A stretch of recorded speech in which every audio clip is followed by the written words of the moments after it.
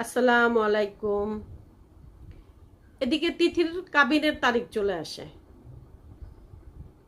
আমি অসুস্থ হওয়ার 4 দিন আগে আঙ্কেল ফোন করে আমারে বলতেছে যে স্মৃতি কালকে তো তিথিকে দেখতে আসবে, তুমি কিন্তু সকাল সকাল চলে এসো। তা আমি আঙ্কেলরে বলতেছে, আঙ্কেল আমার তো জ্বর, আমি আসবো না, প্রাণা নীরব আসবে। আঙ্কেল বলতেছে না তুমিও চেষ্টা করো। আমি আচ্ছা।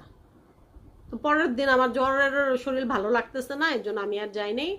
প্রাণা নীরব গেছে, আমি বাসায় রেস্ট নিছি। তো ওনারা তিথিকে দেখে পছন্দ হয়েছে, আংটি পরায় রেখে গেছে এবং কাবিনের তারিখ দিয়ে গেছে। তো ওনারা যাওয়ার 2 দিন পরেই আঙ্কেল আন্টি উমরা করতে চলে যায়। আর তার 2 দিন পরেই আমি অসুস্থ হয়ে হাসপাতাল ভর্তি হই। আমি যখন হাসপাতাল ভর্তি হই তখন আঙ্কেল আন্টি দেশে ছিল না। তো ওইখানে বসেই ওনারা শুনছে যে আমার ব্লাড ক্যান্সার। আঙ্কেল আন্টি তো অনেক কান্নাকাটি, কারণ আঙ্কেল যখন বিয়ে করে তখন আমি অনেক ছোট। তো সেই হিসাবে আঙ্কেলের প্রথম সন্তান আমি, আর উনি আমাকে সেরকমই আদর করে। আঙ্কেল তো অনেক কান্না।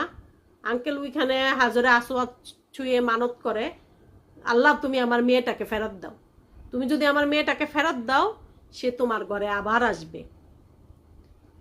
তো আমি উমরা করছি, সেজন্যই আঙ্কেল এই কথাটা বলছে যে আবার আসবে।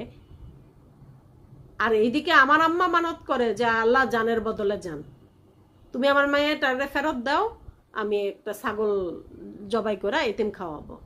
আমি সুস্থ হওয়ার পর আমার আম্মা ছাগল জবাই করে এতিম খাওয়াইছে। তারপর তিথি আবার এদিকে আমি অসুস্থ বইলা ও বিয়ের তারিখটা পিছাই দিতে বলতেছে, কিন্তু ছেলেপক্ষ রাজি হচ্ছে না। ছেলেপক্ষ বলতেছে যে না, আমরা তো অনুষ্ঠান করতেছি না, শুধু মসজিদে কাবিন হবে, অনুষ্ঠান তো আমরা পরে করব, এর মধ্যে উনি সুস্থ হয়ে যাবে। আমিও বললাম যে না, তুই তোর বিয়েটা সেরে ফেল, অসুবিধা নেই। তো এইদিকে প্রথম এদিক থেকে ঋতু, নীরব আর প্রাণা থাকার কথা ছিল। তো ঋতুর শরীর অসুস্থ থাকায় ঋতু আর যাইতে পারে নাই, প্রাণা নীরব গেছে।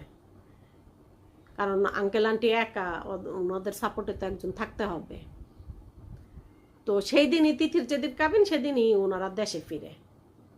আর অমিত ওইখানে বৈশা বসে শুধু বলতেছিল যে আমি যদি স্মৃতিপুরে একটু রক্ত দিতে পারতাম, আমার আর অমিতের রক্তের গ্রুপ এক। তো খুব সে মানে চাইতেছিল তার যে সে যদি একটু রক্ত দিতে পারতো। তো যেদিন কাবিন হয় সেদিন দেশে ফেরার পর ওনারা আমাকে হাসপাতাল দেখতে আসে। আজকে এই পর্যন্তই।